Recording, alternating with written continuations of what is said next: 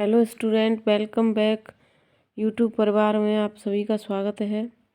आज का हमारा टॉपिक है गुप्तकालीन गुफाएं। ये टॉपिक एग्ज़ाम के पॉइंट ऑफ व्यू से बहुत महत्वपूर्ण है। अगर आप इन नोट्स से अपनी तैयारी करते हैं तो आपको निश्चित रूप से सफलता प्राप्त होगी, क्योंकि ये नोट्स शॉर्ट एंड स्वीट्स हैं और इन्हें बनाने में काफ़ी मेहनत लगी है। अगर इनसे आप अपनी तैयारी को निरंतर बनाए रखेंगे तो आपको निश्चित रूप से सफलता मिलेगी। आइए टॉपिक की तरफ चलते हैं। गुप्तकालीन गुफाएं।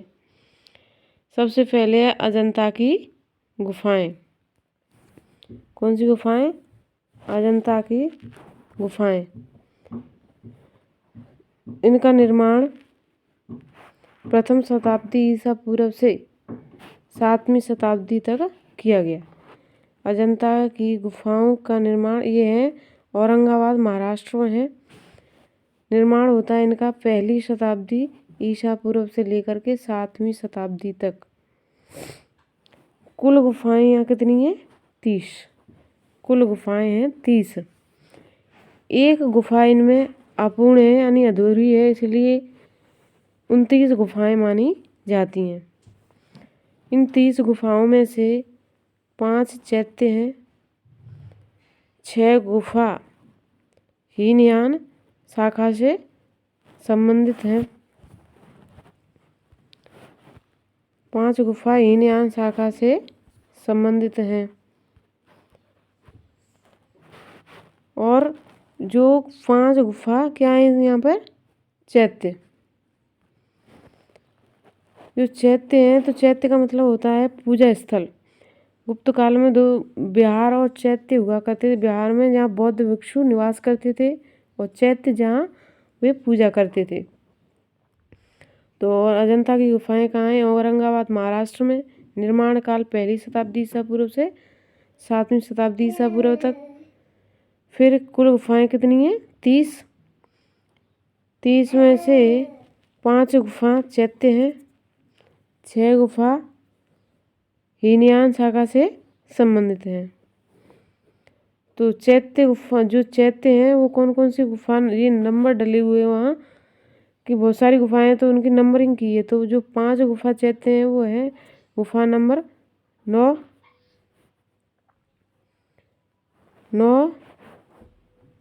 10, 19, 26 व 29। ये नंबरिंग है वो गुफाएं हैं चैत्य। 6 गुफाएं हीनयान शाखा से संबंधित, वो कौन कौन सी हैं? गुफा नंबर 8, 9, 10, 12, 13, 15। ये गुफाएं हीनयान शाखा से संबंधित है और 23 गुफा महायान शाखा से संबंधित है। 6 गुफा हीनयान शाखा से संबंधित हैं, 23 गुफाएं महायान शाखा से संबंधित है।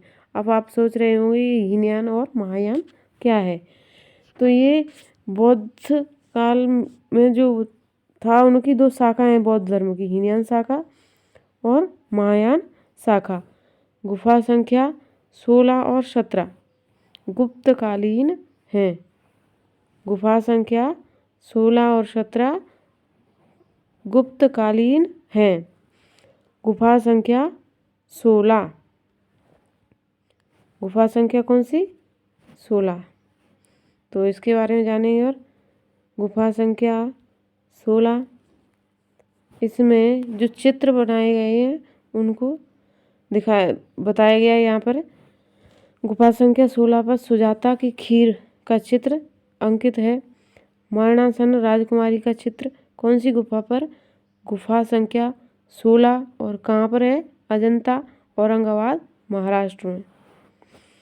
और यहाँ उपदेश सुनते हुए भक्तगणों का चित्र है।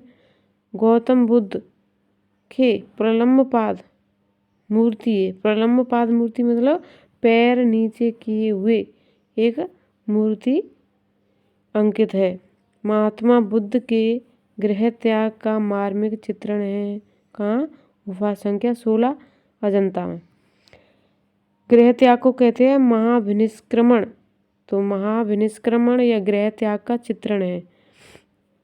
महात्मा बुद्ध के वैराग्य उत्पन्न होने के चार दृश्यों का अंकन है। यहाँ जो चार दृश्य महात्मा बुद्ध के वैराग्य उत्पन्न के जो चार दृश्य हैं वो भी यहाँ अंकित है। जैसे जब महात्मा बुद्ध ने गृह त्याग किया था, वैराग्य धारण किया था, उससे पहले उन्होंने संसार में चार दृश्य देखे थे, उनका भी यहाँ पर चित्रण किया गया है। गुफा संख्या है 17। गुफा संख्या 17 है। इसे चित्रशाला, राशि चक्र और रंगशाला भी कहा जाता है। गुफा संख्या 17 को चित्रशाला, राशि चक्र, रंगशाला भी कहा जाता है। माता और शिशु का चित्र है गुफा संख्या 17 पर। बुद्ध के गृह त्याग का चित्रण है। राहुल समर्पण का चित्र है। यहाँ पर क्या कौन कौन से चित्र हैं? मेन रूप से इसमें याद रखना है कि इसको चित्रशाला, प्रश्न आ गया कि चित्रशाला किसे कहते हैं, कौन सी गुफा को, राशि चक्र के उपनाम से कौन सी गुफा जानी जाती है, रंगशाला किसे कहते हैं, तो यह गुफा संख्या 17 अजंता की गुफाओं में। और यहाँ पर माता और शिशु का चित्र है, बुद्ध के गृह त्याग का और राहुल समर्पण का चित्र है। तो अब तक देखा हमने अजंता की गुफाएं। अब है बाघ की गुफाएं। ये कहाँ है? धार, मध्य प्रदेश। बाघ की गुफाएं कहाँ है? धार, मध्य प्रदेश। जो बाघ की गुफाएं उनका 1818 में ईस्वी में लेफ्टिनेंट डेंजरफील्ड ने इन गुफाओं की खोज की थी। इन गुफाओं की खोज किसने की?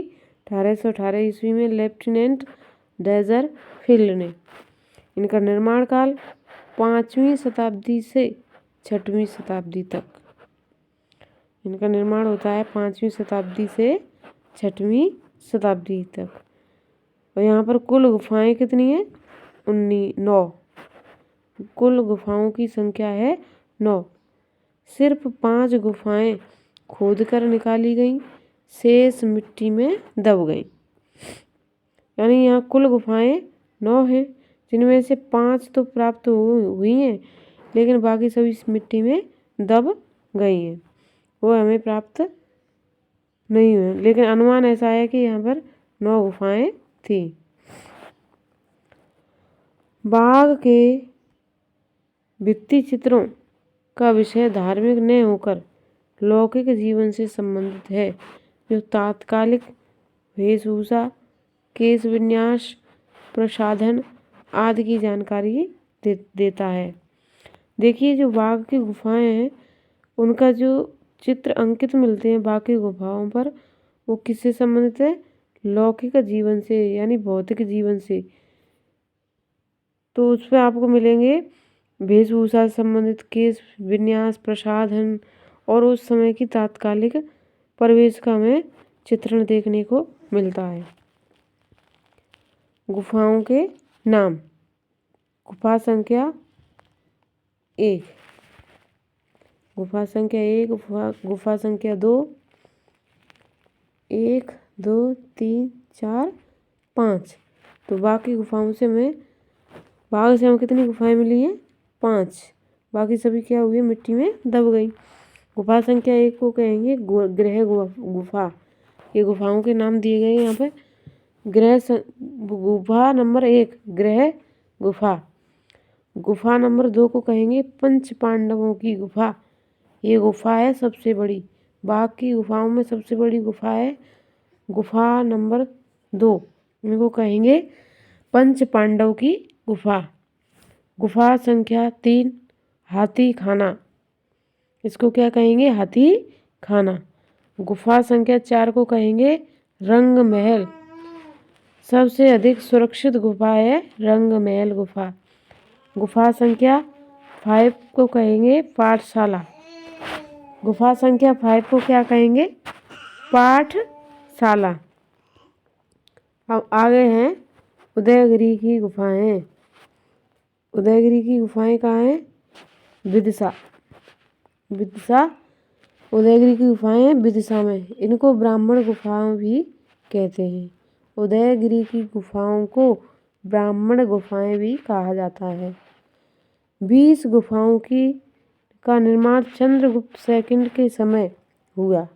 20 गुफाओं का निर्माण कब हुआ? चंद्रगुप्त सेकंड के समय। उसके विदेश सचिव वीरसेन द्वारा निर्मित गुफा को तवा गुफा कहा जाता है। उनके तो यहाँ केवल एक गुफा जैन धर्म से संबंधित है। यहाँ केवल एक गुफा जैन धर्म से संबंधित है। 20 गुफाओं का निर्माण किया जाता है चंद्रगुप्त सेकंड के समय। 20 गुफाओं का निर्माण चंद्रगुप्त सेकंड के समय उनके विदेश सचिव थे वीरसेन के द्वारा निर्मित गुफा को, और इसी चंद्रसेन के विदेश सचिव थे वीरसेन। उन्होंने जिस गुफा का निर्माण करवाया उस गुफा को कहते हैं तवा गुफा। यहाँ केवल एक गुफा जैन धर्म से संबंधित है। सबसे प्रसिद्ध गुफा है वराह गुफा। सबसे प्रसिद्ध गुफा कौन सी है यहाँ की? वराह गुफा।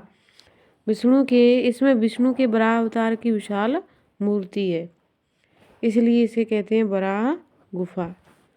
गुफा संख्या 9। गुफा संख्या 9, इसे कनिंघम ने अमृत गुफा कहा है। गुफा संख्या 9 को कनिंघम ने क्या कहा है? अमृत गुफा। उदयगिरी की गुफाओं को मिथ्या गुफा भी कहा जाता है।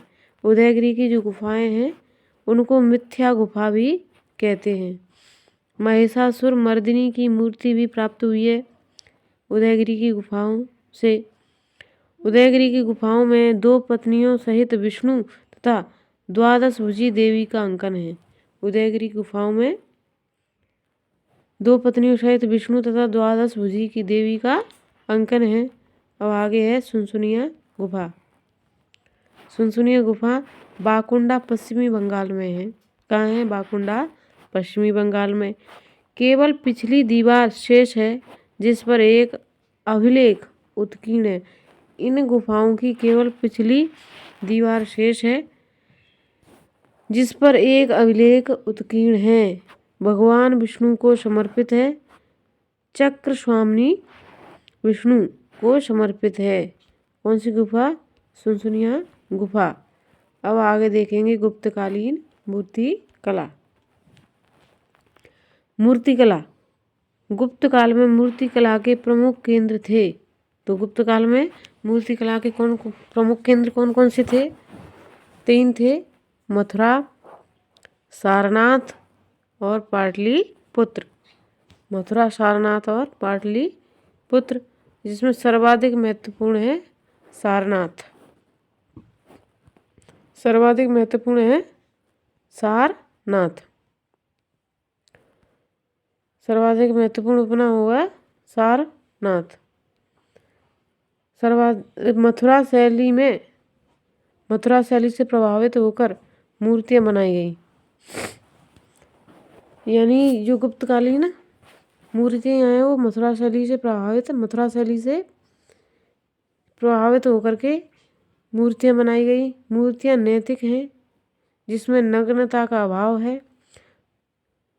यानी जो गुप्त काल में मूर्तियां बनाई हैं वो कैसी हैं? नैतिक, सभ्य हैं, नैतिक हैं, धार्मिक हैं। उसमें अश्लीलता नहीं है, नग्नता का अभाव है। लेकिन जो कुषाण काल में मूर्तियां बनाई गई वो उसमें क्या दिखा गया है?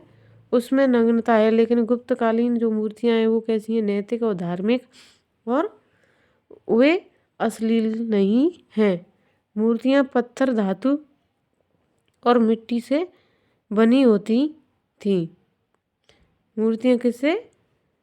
पत्थर से, धातु से और मिट्टी से बनाई जाती थी गुप्त काल में। तिब्बती इतिहासकार तारानाथ ने के अनुसार गुप्त काल में बिंबिसार नामक कला विज्ञ की देखरेख में गुप्त काल की कला का पुनर्जागरण हुआ। गुप्त काल की कला का क्या हुआ? पुनर्जागरण हुआ। तिब्बती इतिहासकार हैं एक अपने तारानाथ।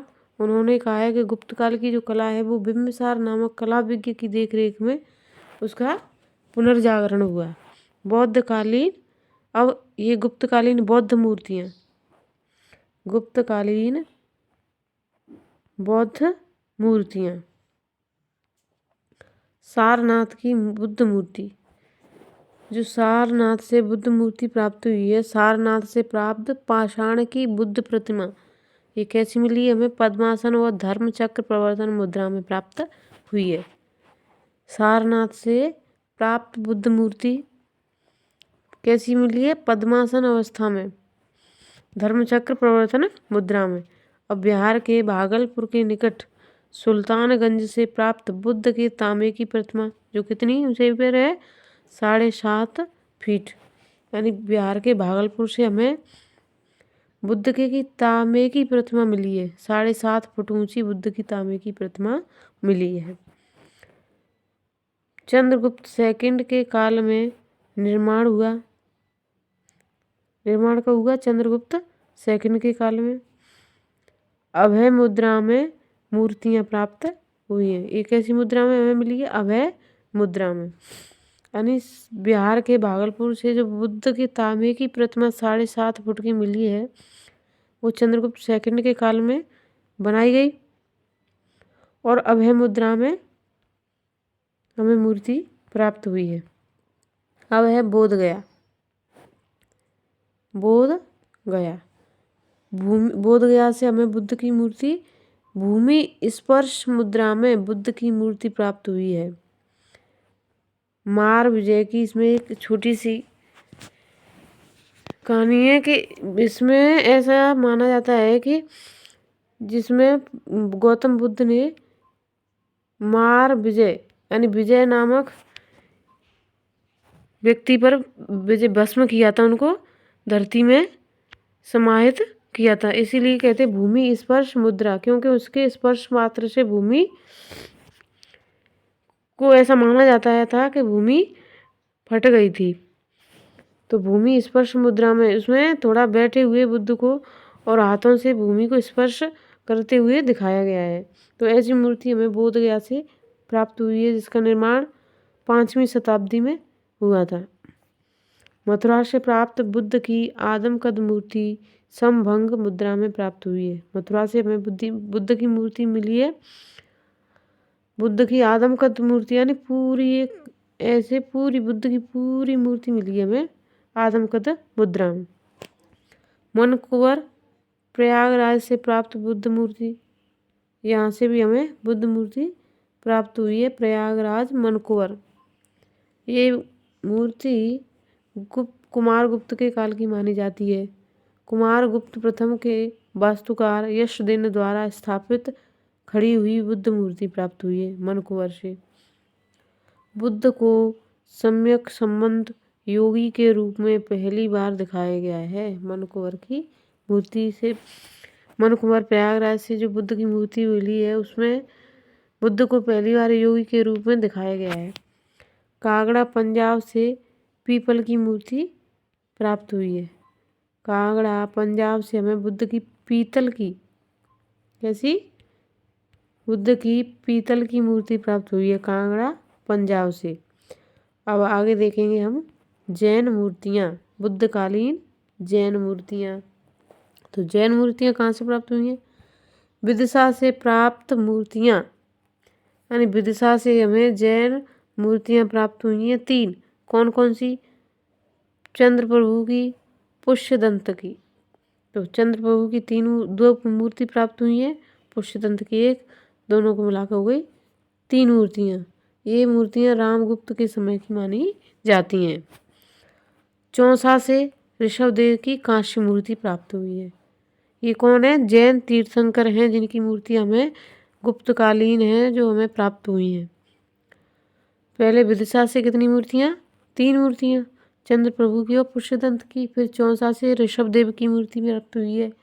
मथुरा से महावीर स्वामी की पद्मासन व ध्यान मुद्रा में मूर्ति प्राप्त हुई है, जिसका निर्माण कुमार गुप्त के काल का माना जाता है। इसका निर्माण कब का माना जाता है? कुमारगुप्त के समय। आगे ब्राह्मण धर्म। शैव और वैष्णव मूर्तियाँ। गुप्तकालीन शैव और वैष्णव मूर्तियाँ। भगवान शिव के एक मुखी व चतुर्मुखी शिवलिंग का निर्माण सर्वप्रथम गुप्त काल में हुआ था। यानी भगवान शिव के एक मुखी या चतुर्मुखी शिवलिंग का निर्माण कब हुआ था? गुप्त काल में हुआ था। शिव के अर्धनारीश्वर रूप की रचना इसी समय हुई, गुप्त काल में। शिव के अर्धनारीश्वर रूप की रचना कौन से काल में हुई? गुप्त काल में। ये कहाँ से प्राप्त हुई अर्धनारीश्वर रूप की मूर्ति? मथुरा से। विष्णु के वराह अवतार की मूर्तियाँ, ये हमें उदयगिरी व ऐरण से प्राप्त हुई है। विष्णु के वराह अवतार की मूर्ति। अब विदिशा से हरिहर की मूर्ति प्राप्त हुई है। बेसनगर से गंगा की मूर्तियाँ प्राप्त हुई हैं। गंगा की मूर्ति प्राप्त हुई है। उज्जैन से 10 भुजी शिव की तांडव मुद्रा में मूर्ति प्राप्त हुई। सिंध के मीरपुर खास से ब्रह्मा की चतुर्मुखी काश्य मूर्ति प्राप्त हुई। इस काल की वैष्णव मूर्तियाँ चतुर्भुज हैं, यानी इस काल में जो वैष्णव मूर्तियाँ प्राप्त हुई हैं वो चतुर्भुज 4 भुजाओं वाली प्राप्त हुई हैं। देवगढ़ व खजुराहो से प्राप्त दशावतार मूर्ति। गंगा यमुना की मूर्तियाँ। गंगा यमुना की मूर्तियाँ। देखिए इस काल में गंगा यमुना को मूर्ति रूप इसी काल में हमको देखने को मिलता है। गंगा यमुना को मूर्ति रूप दिया गया। काशी से प्राप्त कृष्ण मूर्ति गोवर्धन पर्वत को धारण किए हुए प्राप्त हुई है। काशी से हमें किसकी कृष्ण की मूर्ति मिलती है? गोवर्धन पर्वत को धारण किए हुए। अब आगे चलेंगे मृण मूर्तियाँ। तो हमें मृण मूर्तियाँ कहाँ से प्राप्त हुई हैं? एक तो पहाड़पुर से, इसमें राजशाही बांग्लादेश में है। यहाँ से हमें कृष्ण लीला की मूर्तियाँ मिली हैं। और राजघाट शिव एवं आदमकद गंगा यमुना की मूर्तियाँ मिली हैं राजघाट से, शिव जी की और गंगा यमुना की। और श्रावस्ती, यहाँ से यशोदा के साथ कृष्ण बलराम की मूर्तियाँ मिली हैं। श्रावस्ती से हमें क्या मिली हैं? यशोदा के साथ कृष्ण बलराम की मूर्तियाँ। यशोदा के साथ कृष्ण बलराम की मूर्तियाँ।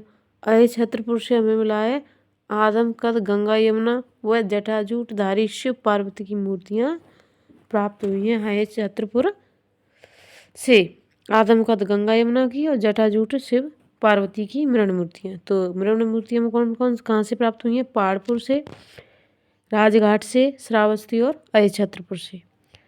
पहाड़पुर से कृष्ण लीला की, राजघाट से शिव आदमकद गंगा यमुना और श्रावस्ती से यशोदा के साथ कृष्ण बलराम की मूर्तियाँ। अय छत्रपुर से गंगा यमुना व जटाजूटधारी शिव पार्वती की मृण मूर्तियाँ। इसी के साथ हमारा वीडियो समाप्त होता है। आज के लिए इतना ही। जय हिंद, जय भारत।